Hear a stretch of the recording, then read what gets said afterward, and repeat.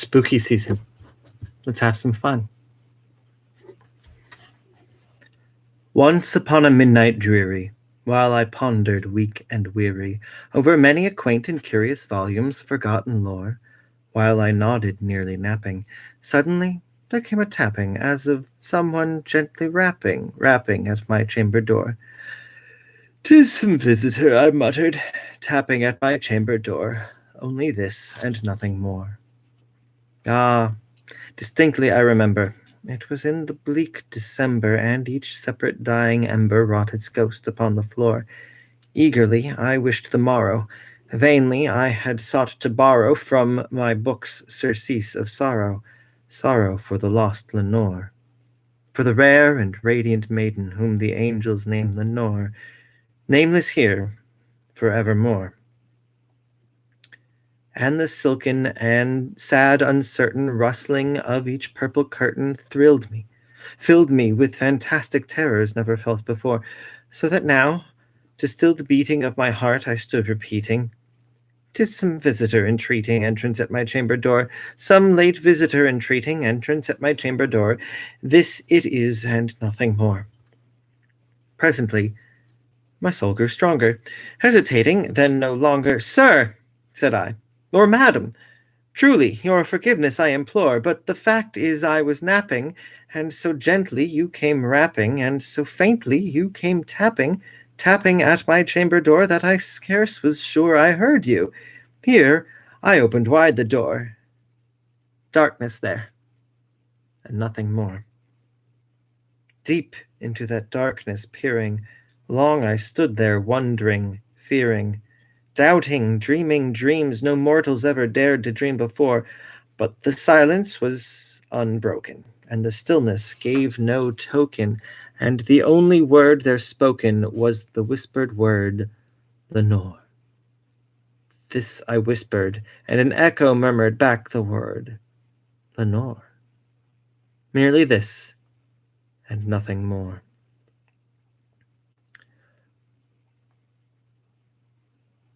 Back into the chamber turning, all my soul within me burning, soon again I heard a tapping, something louder than before. "Surely," said I, "surely that is something at my window lattice.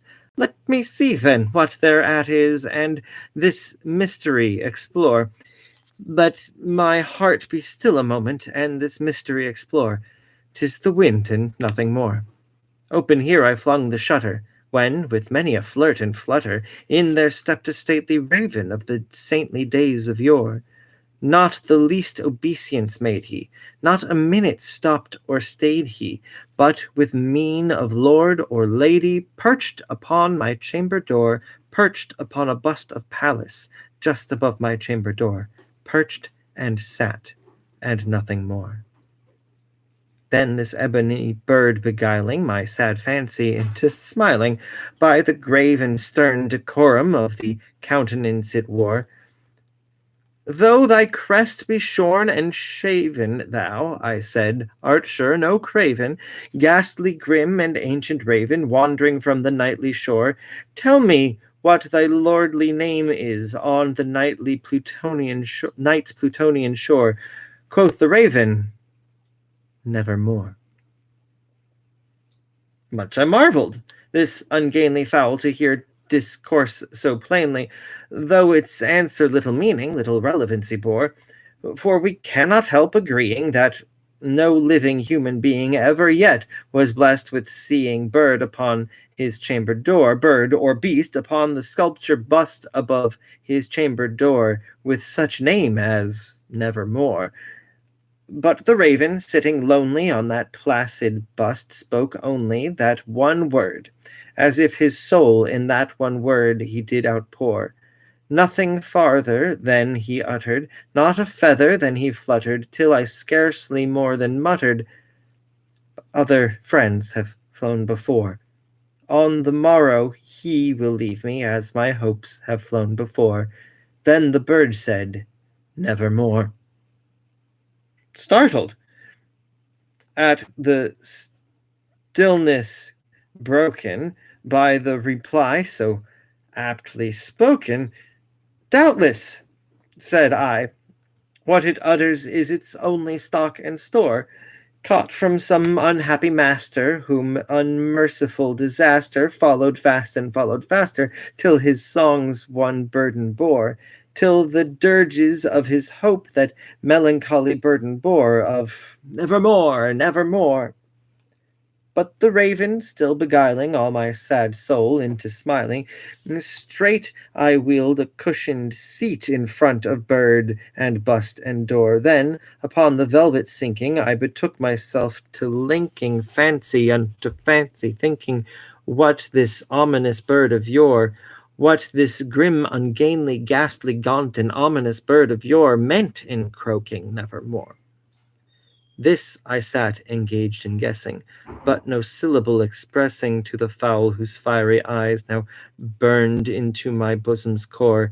This and more I sat divining, with my head at ease reclining on the cushion's velvet lining that the lamplight gloated o'er, but whose velvet violet lining with the lamplight gloating o'er she shall press, ah, nevermore.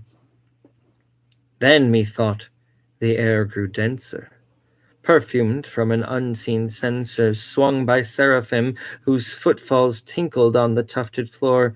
Wretch, I cried, thy God hath lent thee. By these angels he hath sent thee respite, respite and nepenthe from the memories of Lenore. Quaff, oh, quaff this kind nepenthe, and forget this lost Lenore.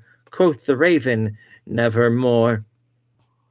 Prophet, said I, thing of evil, prophet still, if bird or devil, whether tempter sent or whether tempest tossed thee here ashore, desolate yet all undaunted, on this desert and enchanted, on this home by horror haunted, tell me truly, I implore, is there balm in Gilead? Tell me, I implore, quoth the raven, nevermore.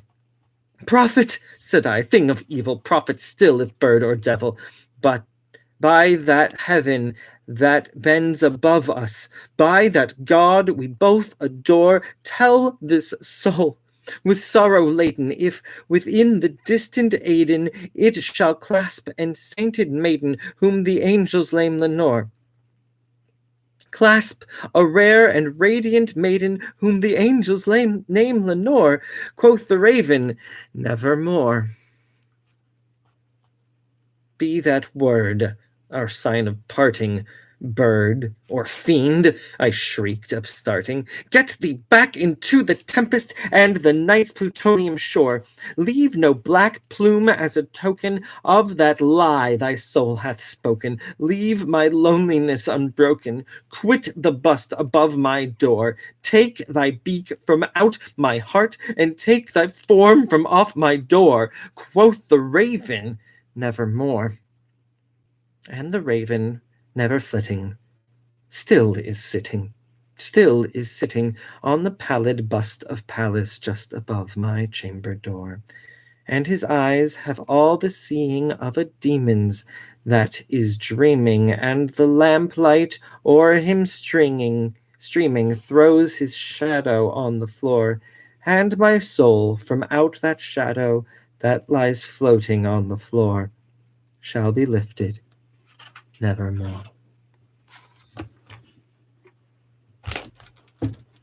Unrehearsed, few little flubs, but I hope you enjoyed yourself. Maybe I'll do something like this again someday.